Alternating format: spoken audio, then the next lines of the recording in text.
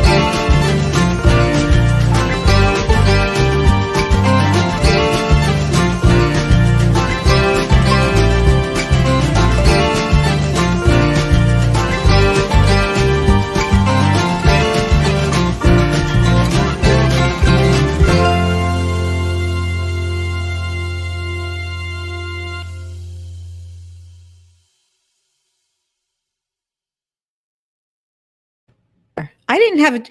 It just when it said go live, it was go live and play intro. So I wasn't going to play the intro, and then it did. It's not Tuesday night. If you're watching that, it said Disney Crush's Tuesday night live stream. We're here Monday night. So thank you for joining us, and we are going to talk tonight about the Bicentennial Celebration that Disney put on in 1976. It was mostly a parade. It was called America on Parade. It was at both parks, Disneyland and Walt Disney World. Those were the only parks at the time. So it ran from June of 1975 to summer 1976. It played, hi, Tom. It played in 1975 to 1976. By the way, Dave, you told me to do an intro, and I didn't do an intro. It's perfectly fine, Toni-Ann. You do whatever you want. This is. I guess you could put it in post. I was just shocked when that intro came up without me asking for it. So, yeah. It's been a few years since we've done this, so yeah, we were been a little rusty on it, but that's okay. So this live stream is also going to serve as our podcast this week. So if you're watching now, you miss any of it, you could listen back, and it will be up on our YouTube channel when it's up on it's on YouTube right now. If you're watching on YouTube, hello. And yeah. So yeah, and if you're in our Facebook group, we might not be able to see those comments. So if we're not ignoring you, but StreamYard's a little funny right now, so we're not too sure. Toni-Ann said something about we had to go through the back door. If I don't know. Yeah. I don't know where the comments coming from. If Tom is on YouTube or our main Facebook page, the Disney Crush Facebook page, or on the Friends of the Disney Crush. Hey, Deirdre. So we are going to talk about America on Parade. America on Parade. Disney knew that they were going to have to do something to celebrate the bicentennial. For those of you that weren't alive in 1976, the bicentennial was a big flippin' deal. Okay, he's on the Facebook page. The bicentennial was a big deal. The whole country celebrated it. The climate in the country was a little different in the 70s, and people were very patriotic about the 200th anniversary. It was a year-long celebration. We had special quarters. We had everything. So, okay. So the main Facebook page is probably where you can comment them. So they decided they were going to do this parade. And hi, Karen. The America on Parade, it had 50 floats.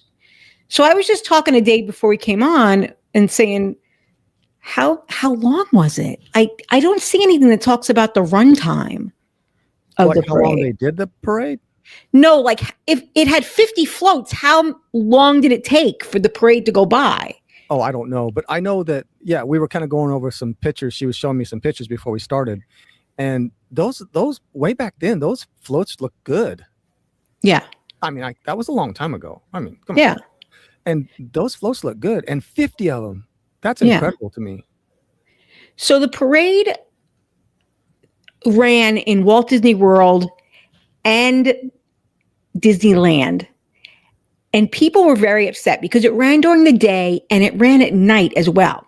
So it replaced the Main Street Electrical Parade for that period of time from 1975 to 1976. And people were not happy. Especially the Disneyland people, they were not happy that the Main Street Electrical Parade was going away. And really, the parade didn't look as good at night as it did during the day. People were saying it wasn't really made for nighttime, this parade. Is this a nighttime picture? Yeah. It looked better by day than by night is what people were saying. So, yeah. There's Creepy Poo right there. Creepy Poo. Yeah, everything was kind of creepy back then. Yeah, they had these creepy-headed people. That's not even a good picture of them. These giant-headed people. Yeah, that's creepy. And when the parade was done, when this after 1976, they did reuse some of those characters with the giant heads. When Epcot opened, they were in World Showcase. There was like a Dutch one and an Asian one and a French one. Yeah, those floats were a engineering marvel. It was really hard for them to get these floats that had to fit under bridges and tunnels backstage. So the Imagineers designed the floats to collapse, hinge, or fold once they were backstage. So I don't know what happened to those floats. I'm sure they used some of the parts for other things. So. Oh yeah, they repurpose all kind of stuff. Yeah. The parade ran from 1975 through September 1976, and it was one of Disney's largest parade productions, featuring 50 parade units and reaching millions of guests. It aired on TV. It was Monsanto Presents America on Parade. It did air on TV during 1976, I guess, for the 4th of July celebration, and it got millions of viewers. And you can actually find it on YouTube if you want to look for it. So tonight we're going to explore why Disney created this parade, how the Imagineers brought 200 years of Disney history to life, and what happened to the parade after the bicentennial ended. That is in our information. And so as Disney approached its 20th anniversary of Disneyland and Magic Kingdom's 5th year, they wanted to do something to celebrate that. So they decided they were going to do this bicentennial parade celebrating 200 years of America's history. So it was 50 parade units, 50 floats, more than 150 performers, and historical scenes featuring inventions, traditions, and entertainment in throughout America. So we can look at, there was a section, there was, patriotic floats that you would expect to see, but there was also floats about the history of America. Here's like the frontier and the first Thanksgiving. They all look so creepy. I'm sorry. It really looks creepy. Dave, there was one with Christopher Columbus. And where's that really? This is a really good one. Dave and I were talking about before we came on. Is this it? Yeah. Yep. This person in the stocks. It looks like a child in stocks. Almost looks like Chucky. Yeah. I don't know. I don't know why they would do that. Well, the fascinating thing too, Toni-Ann, is that these parades were going on simultaneously. I mean, you've probably already said that in Yeah. both parks, which is crazy. So so it was 100 floats and 300 performers. Yeah, exactly. And they're doing the same thing at Disneyland. Yeah. Rather bold for back then. They even had a sandwich, which I don't really understand what the sandwich was supposed to represent. I don't know where that picture went. I had it. Oh, here it is. The sandwich. Yeah. There was a sandwich float. They weren't really focusing on Disney so much. They really were going all in on Americana. That's their whole thing. Yeah. So what would we celebrate now if we were going to do that parade? What's happened in the last 50 years? Well, I'll tell you. I guess instead of a sandwich, we'd have... they would probably focus on perspectives, including indigenous peoples and diverse groups that shape the country. That's true. They probably celebrated everything from the internet, smartphones, to robotics, to artificial intelligence, which is AI is huge right now. Yeah. It's actually kind of scary. I use it for the podcast. I use it for the audio some and some little bullet points, but that's basically it. I do everything manually. Yeah. But I've gotten in conversations with AI, and I just go back and forth like he's a friend of mine. Gosh. Are you going to leave Veronica for an AI girlfriend? I'm telling you, it's a little scary. It's a little sketchy. Sketchy.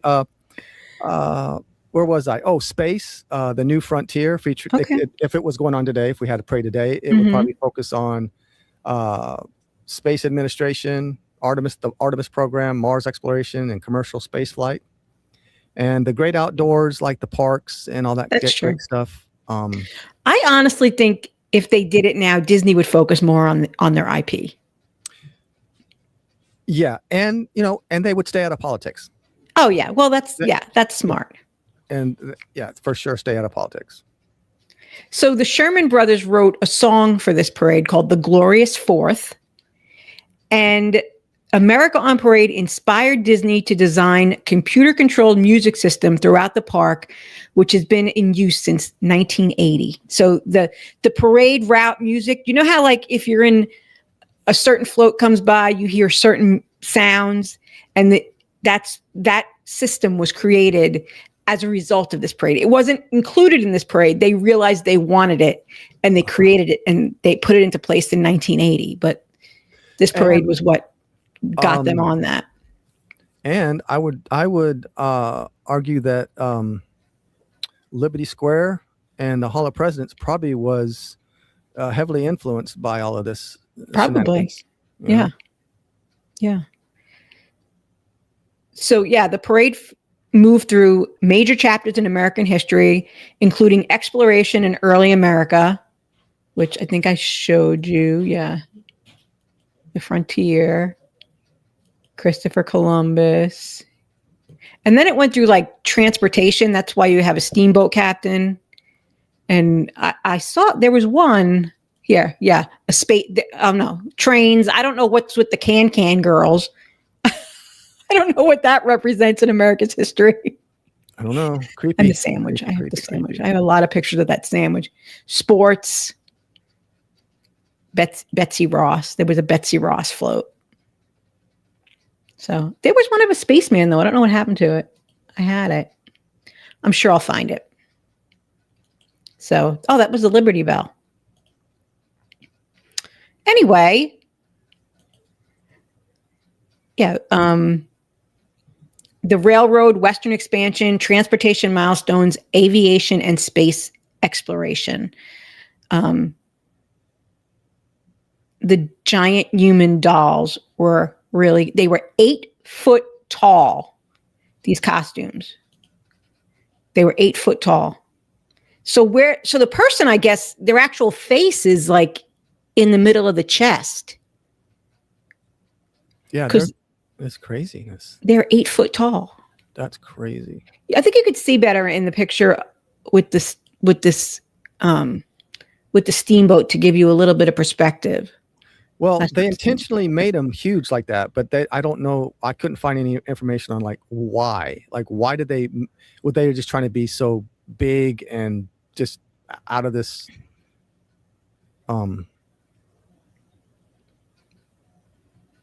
just to Make be everything attention enormous. getters, or I don't know. But like I mean, said, they did continue to use those costumes into the 1980s for other things, like Epcot in the World Showcase. Yeah, but everything was just like double the size. Everything, like the picnic food, the statue, Yeah. everything. Just let's just Yeah, make we it as had big as we can. there was a Statue of Liberty one too. I saw. There she is. There's Lady Liberty. That's Yeah, creepy. everything was just huge. Like, let's make it as big as possible. Yeah. Yeah, there's more with the transportation, that they focused on transportation. Oh, there's the spaceman and trains and planes. Yep.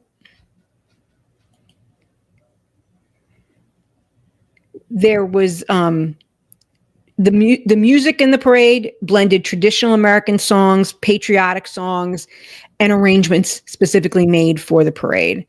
And yeah, it pushed Disney parade technology forward, continuing the evolution of large scale entertainment. So the people were really upset about the Main Street Electrical Parade going away. That was a recurring theme in our research. They kept saying people were really mad about the Main Street Electrical Parade going away. So they said this parade just didn't lend itself to nighttime. So yeah.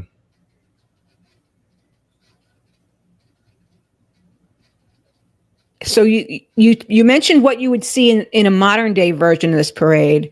Mm-hmm. You think these characters are pretty creepy? Yeah, well, that's, back then that probably wasn't. Back then that was probably normal. Well, remember what Pooh looked like back then. That's what I mean. Like, back then that was normal. That was just, hey, look, in 30 years, they're going to look back on our parades and go, what were they thinking? Now, I want you to look at Pooh and how stumpy he is, right?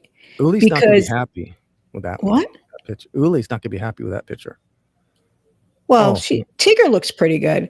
I don't know. He's hiding though. You can't even see him. Yeah. Well, in 1976, a woman sued Disney for $150,000 because she said that one of the three little pigs in this parade fondled her, groped her, and she couldn't get away from him.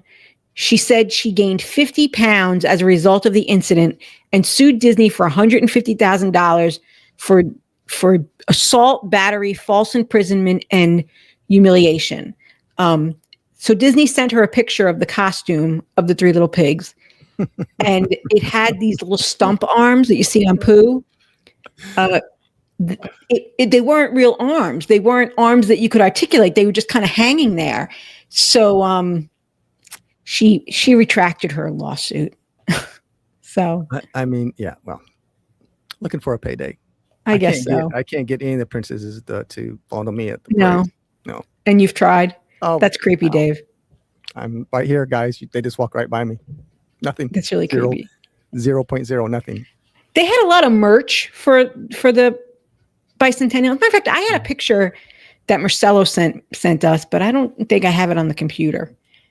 What was it? Was it a license plate or something he had? Do you remember? Yes, that's right. I did. It was like a license plate that said 1975 to 76, or 1776 to 1976, and it kind of had this logo on it. And they sold shirts and glasses and everything that you could imagine with Bicentennial on it during that year. Yeah, if you got something from back then, does anybody have anything from back then? That would be kind of cool if you did. I bet our father-in-law and mother-in-law probably have something from back then. Yeah, I know Marcelo does. But they sold a lot of stuff. They sold special booklets. They had Viewmasters. Remember the Viewmaster, Dave? Mm-hmm. They had a Viewmaster collection with all the slides of all the floats. So That kid in the stocks just creeps me out, man. It's so bad. A lot of pictures of Mickey. Karen says Yeah. she thinks Scott does. Yeah. Yeah, Scott was there. I've actually seen pictures of Scott there. Mm-hmm. Betsy Ross. Look, there's the Matterhorn in the background. So that must be Disneyland. Mm-hmm. Some of these pictures are courtesy of Yesterland. It's a website that has some of these pictures. That's why you see their logo on the bottom. That's where I was able to get a lot of this information and a lot of these pictures. So this year, what are they doing for the 250th? Oh, well, they got a TV broadcast, Toni-Ann. It's going to be 24 hours, isn't it? 24 hours from starts July 3rd, goes through July 4th. ABC News will broadcast a continuous 24-hour event led by David Muir. Mm-hmm. Yeah. This will include a rare look inside the Statue of Liberty and coverage of the 7 Wonders of America. They also will have... What are the 7 Wonders of America? Well, you tell me. I have to watch to find out. There you go. That's a tease. They're going to have Walt Disney World and Disneyland, California, are offering patriotic decor, limited edition merchandise, and special food and beverages. Soaring Across America and Epcot and Disney California Adventure are launching Soaring Across America. We've already heard about that. They've already launched that, yeah. We've seen some friends have been there. A patriotic overlay that celebrates the country's landscape. Patriotic slow down. Patriotic projections. I know I'm a fast reader. Nightly during the holiday weekend, Epcot's Spaceship Earth will feature special patriotic lighting, and the parks will host synchronized. What, Toni-Ann? Synchronized what? Swimming. No. Synchronized fireworks. There you go. Fireworks. I slowed down so much, I forgot what I was going to say. Community, a part of the company's long legacy of supporting the military, Disney is heavily spotlighting veteran cast members and has pledged a $2.5 million donation to the Blue Star families. Nice. Disney also kicked off in the 2026 calendar year by participating in the annual Rose Parade. Yeah. With an elaborate veteran-focused float. Yeah. They also have a special ticket this year for military members. They're not calling it an annual pass, but it's kind of an annual pass. I think it's $499. Don't quote me on that. Karen probably knows. And they can come back as many times as they want during the year with blockout dates in effect. So, hi, Scott, with blockout dates in effect. So it's not exactly an annual pass, but you can come back multiple times throughout the year. So it's more blocked out than our pass. It has more blockout dates than our pass, but it's still a really good deal.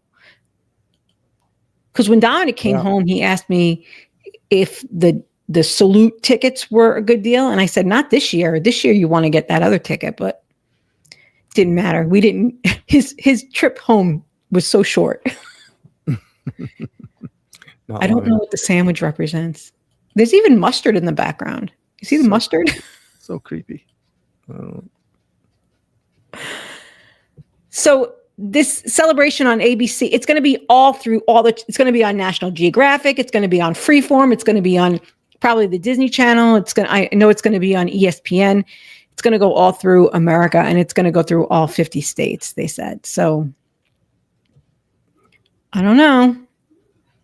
Okay, Toni-Ann. I'm trying to think of what else I wanted to cover. That was quick. I had all this information, and we went through it really quick, Dave. Maybe if I talked slower, it would take us longer. That's true. That's true.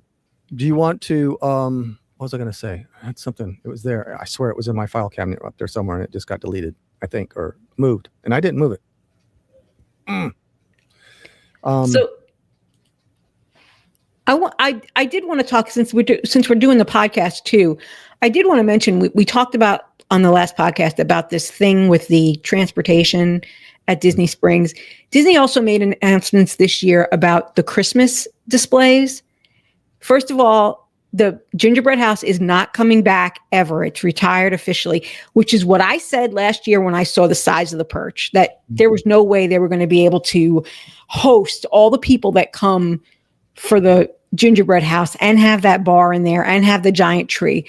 So the gingerbread house is officially retired. There will be other displays in a smaller, to a smaller scale in the lobby, but it won't be that gigantic gingerbread house. You know who's happy?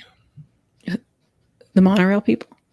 No, the chef and all the people that worked on that stupid thing. They would start in July every year. Yeah, it took hours and hours. What did they say? 500? I mean, it's something's crazy. Like, I guess that's why they felt the need to announce it now, because they usually start in July to build it. Well, they're like, oh, thank goodness we don't have to do that silly freaking.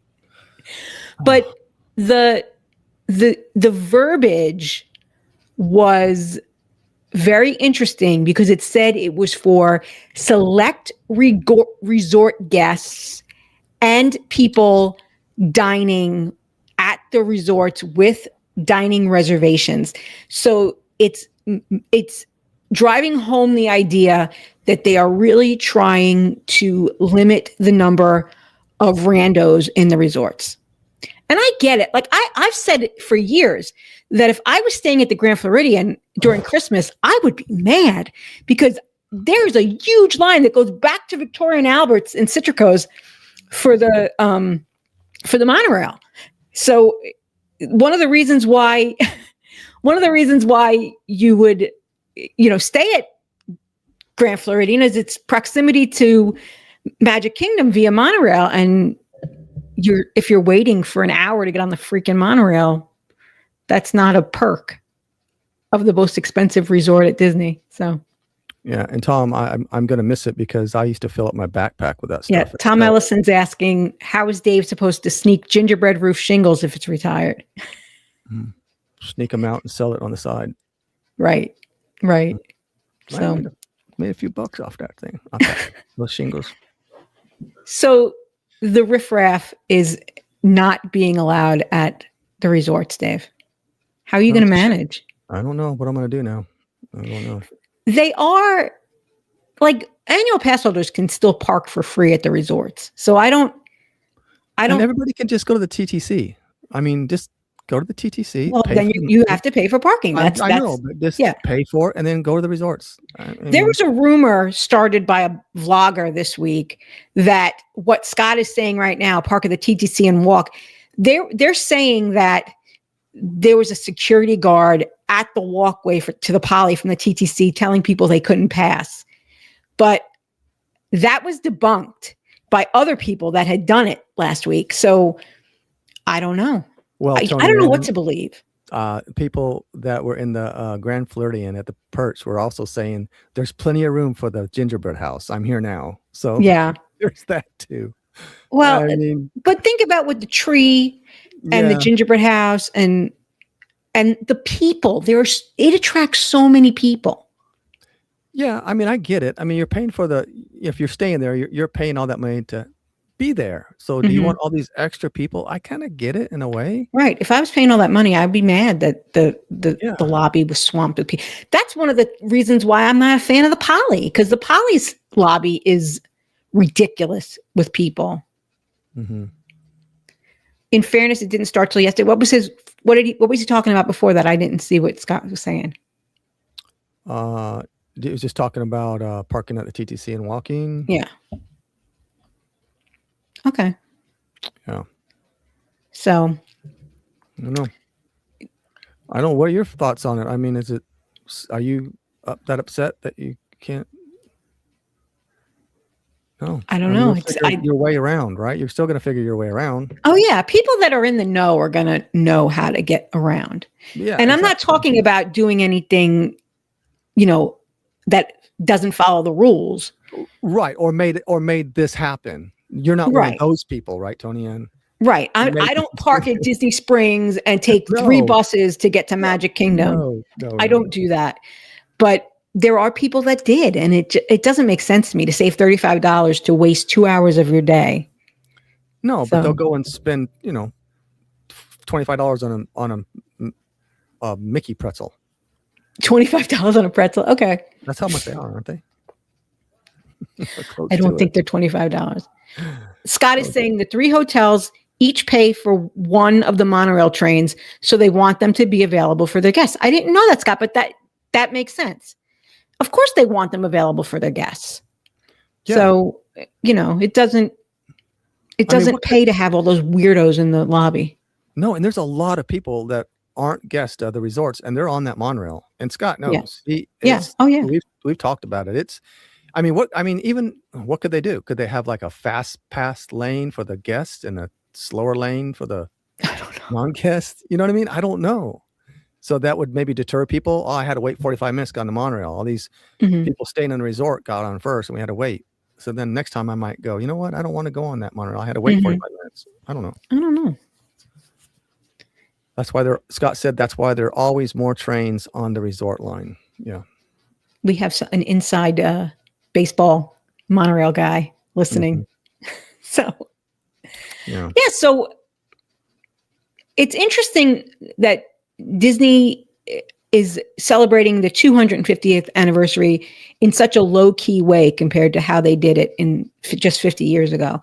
But like I said, our culture has changed a lot. And one other thing that they're doing is President George W. Bush, his portraits in Courage at the America Pavilion have been extended as a result of this celebration of the 250 years. So, okay. I don't think I'm going to sit and spend my 4th of July watching ABC all day. No, somebody might. I don't know. Just don't give me that homework, Mom. Please don't make me sit and watch that. You did your homework. I sent Dave some some key points, and he did his homework. He read it all, and no, I crammed. I was crammed at the last minute, like I always did in college and high school. I was just cram the last minute. I can't get over these giant dolls. For people that are listening to the podcast, I will post some of these pictures in the group, and I will share the YouTube video of the actual parade itself. There is copies of the parade out there on the internet, the whole parade, all 50 floats. What's cool? What I'm looking at is I'm looking at all the people behind the floats. Oh yeah, look at all the crowd and their hair and the way they're dressed, all that kind of thing. When we go visit our in-laws, we go to our in-laws once a week to visit, and they love watching The Price is Right. Oh yeah, and it's like in the 80s. Right. He went from a young kind of guy with dark hair to gray Bob hair. Barker, you mean? Bob Barker. Yeah. And but I don't even know when it started, in the 70s. Yeah, I think it did. But just watching some of the old cars that come up. Yeah, my patients watch it during the day. They watch the Barker years. It's called it's a channel on Pluto, and it's The Price is Right, the Barker years. And there you'll see a car, and it will be $700 for this car. Okay. Crazy. Oh, Scott says that the Can girls are saying welcome to the Bayou. Y'all. I don't know. You forgot the y'all. Y'all. Yeah, these photos, she's going through some photos, and they are just, I don't know. It's mostly the creepy dolls. Yeah, they are. It's almost as bad as It's a Small World. If you just imagine A Small World, the dolls in It's a Small World, and then make them 8 foot tall. That's what they look like, kind of, sort of, but with big heads. Yeah. Mm-hmm. All right, Toni-Ann. What else? Anything else you got? Did you have a useless fact, Dave? I thought you had a useless fact. Oh, I got a bunch of useless facts. You want to do some useless facts? Yeah. Oh, I'd love to do some useless facts.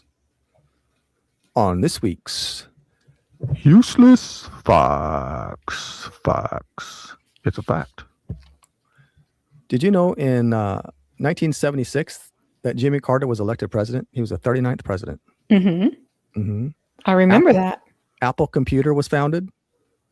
Okay. The first Concorde flights. Israeli commandos successfully rescued over 100 hostages held by hijackers at an airport in Uganda. I remember that. The film Rocky premiered and won an Academy Award and Best Picture. Toni-Ann, who would have thunk? Rocky. I knew that. Rocky was a great movie, and it won the Academy Award for Best Picture. I knew that. Hey, Adrian. Hey. Charlie's Angels debuted. Farrah Fawcett. Mars landing. NASA's Viking 1 became the first spacecraft to successfully land on Mars and send back high-resolution color photos. Unveiled, and not like the black and white photos from the movie set of the moon landing, but they unveiled the first space shuttle Enterprise. Wow. Captain Kirk. Enterprise. Tom Ellison says all the 1976 stuff makes me feel old. Oh, that's why I saw something on YouTube, Facebook today that said the movie The Christmas Story, which Dave probably never saw, it was made in 1986 and it's about the 1940s, and if it was made today, it would be about 1986. So, and The Outsiders would be about 2008 because it was about 1965 when it was made. So if they were remake The Outsiders today, it would be about 2008. And that 2008, feeling really old. Not long ago, I mean. Oh, Deirdre says, I saw Rocky in the theater that year. It's a great movie. No, it is. It's the best movie ever made. It is a great movie. It's a love story. Rocky is a love story. I might even have shed a tear back then. Who knows? Can I get back to my useless facts? You guys are taking me right off my game. In sports, if anybody's interested in sports, Nadia Comaneci got the first 10-0 ever in gymnastics history ever, and she won 3 gold medals. She was on fire. I remember. I wanted to be her. Fire. It didn't happen. Well, I just wanted to date her. It was cute too. Super Bowl 10, the Pittsburgh Steelers defeated. Okay. If you guys are Dallas Cowboy haters, they beat the Dallas Cowboys 21-17. That was a good game, winning their second consecutive championship title. Another useless fact. In music, if Scott, this is for Scott. Scott's a big music buff like myself. Tom Ellison says Rocky can't be the best movie. Jason Statham wasn't in it. Absolutely. Deep Purple just came out with a new album, by the way, if anybody's interested. Music. Stevie Wonder released Songs in the Key of Life, and the Eagles released Hotel California. Really? That's scary. I was 4. The Ramones, love the Ramones, released their self-titled debut album, sparking the punk music revolution in the USA and the United Kingdom. Kevin Kursalan, there you go. Top hits at the time were from Queen, Bohemian Rhapsody, and Dancing Queen by ABBA. And they dominated the charts back then. Very cool. I'm not done. I'm just getting started. Oh no. And those were not Disney related, but Disney related 1976 useless facts. River Country was under construction and it would be eventually open on June 29th, 1976, becoming, I'm starting to speed up again because I'm reading, becoming the first water park and one of the first themed water parks in the world. Wow. Discovery Island was about to open. Disney purchased Treasure Island and transformed it into a wildlife attraction, officially opening April 1976. Wow. There was no Epcot. There was no Hollywood Studios. Nope. There was no Animal Kingdom. And there was no Disney Springs for you guys to get all upset about, and you can't travel over anywhere because you don't want to get to park there anymore. In 1976, here's some fun facts for you guys. And I'm almost done. So okay. A one-day ticket to Magic Kingdom cost about $8. Nice. There were fewer than 30 attractions in Magic Kingdom. Epcot was still 6 years away from opening in 1982. And there were 4 Disney resorts compared to right now, there's more than 25. Right. And That's what Scott said, the same thing. There were 3 hotels on the campground. Yep. So he was bringing that up right when you were. And to close out our useless facts, I have a good one here. This is from Bob Chapek. I mean, Chris Futrell. Chris Futrell. On July 4th, 2026, the Magic Kingdom will be exactly 20,000 days old. This milestone is calculated from its official opening date of October 1st, 1971. The park's opening was a cornerstone of the broader Walt Disney World Resort debut, which also included the Contemporary and the Polynesian Village resorts. Also, for July 4th, 2026, are some cool useless facts. Park age, 54 years, 9 months, and 3 days, totaling, you got it, 20,000 days. 20,000 days on July 4th, 2026. That's correct. Special events, the date coincides with the 250th anniversary of the United States, and Magic Kingdom will host an expanded 3-night run of the Disney's Celebrate America, a 4th of July concert in the sky from July 3rd to July 5th. Nice. Thank you, Chris, for those useless facts. Useless facts. I actually got something today, Dave, from one of our listeners. Oh, there's some missed connection.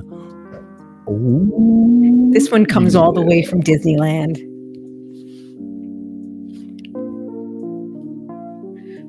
By the way, I'm shooting my shot out here.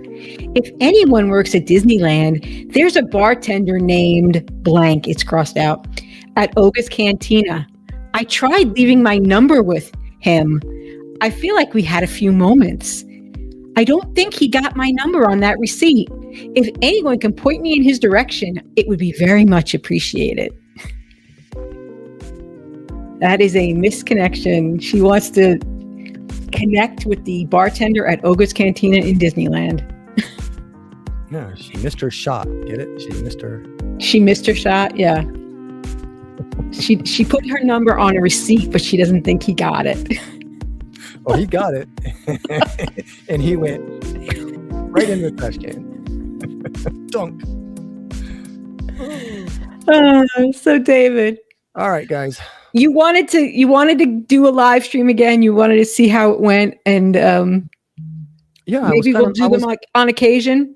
I was missing kind of doing a live feed. Yeah, I was just yeah, we could do it again maybe one day, another time. Okay. Yeah, it was fun. I just want to do something different. Scott says, "Why is she need pointed in his direction?" She told us where he right. is. She knows where he works. Why doesn't she go find him? Yeah, I know. Yeah, that was a useless missed connection. That was from Samantha Kuhn. She sent that to me this morning. So, yes, thank you, Samantha, for that. All right, Toni-Ann, you ready to wrap this up? I think so. Okay. Well, thank you guys for coming. This was fun.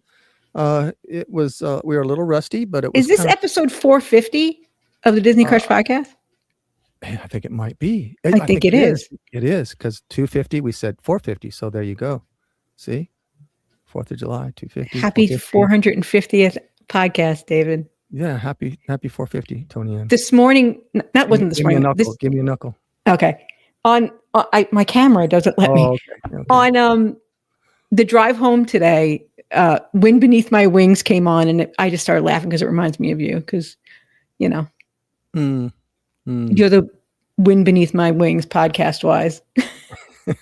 I would be nothing without you. Deirdre says Dave needs to work on his background. I liked it better when he had the grand piano in the spacious living room. Well, that's his house in Sarasota, and he's not in Sarasota right now. So,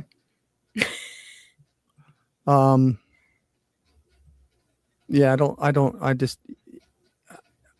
know if I can make it come on that, because that's not where I'm at right now, but I can maybe. I don't know. No, there you go, monorail. But your head is all something's going on with my head. I don't because you're not in front of a green screen or anything. Green screen. Sorry, this is for Scott. Thank you, Scott. I can put myself here. There you go, in the up house. And I can ride Slinky Dog. That's what I'm on. So we have a mirror image. Oh, how cute. I can even go to Galaxy's Edge. And I can even go to Pandora. There you go. See, my head kind of mold. Yeah, doesn't really work. Okay. All right, guys. Well, thanks for coming, and thanks for joining us. I think I had fun. Yeah. So maybe we'll do it again. If you guys want to do it again, we'll pick out another day. Tell us what a good day for you is. A Monday. What the best day and time would be for you guys. I think 7 might have been a little early for some of our listeners that are in other time zones. Right, and have kids, and other than Deirdre, who will go anywhere for us at any time. See what my head's doing? That's how I feel my head is like a big ball of mush. See, that's what happens to my head. That's what I feel like. I know you can't see that. Okay. I'll edit all this out. I'll put this out on the podcast. I'll edit some of this craziness out, maybe. Okay. And we will see. So if you watched us live, you got to hear all the craziness. That's right. See, you if you don't watch us live, you might miss this amazing head. Look at that is an amazing head. Special effects. Disney crushes special effects. One more depressing fact. You remember Fish from Barney Miller, Abe Vigoda? You remember the show Barney Miller, Abe Vigoda? He played Fish. He was 44. He was 44. Archie Bunker was in his early 40s. Yeah, he was in his 40s too. Yeah. Yeah. He looks 70. And Mr. Roper was 53. Okay, Scott, make her stop. Tom, make her stop. Somebody. All right, you're making me feel old. We are old. We remember this bicentennial. We remember the special quarters and the parades and all that stuff. Right on. All right. Thank you, everyone. We'll see you soon.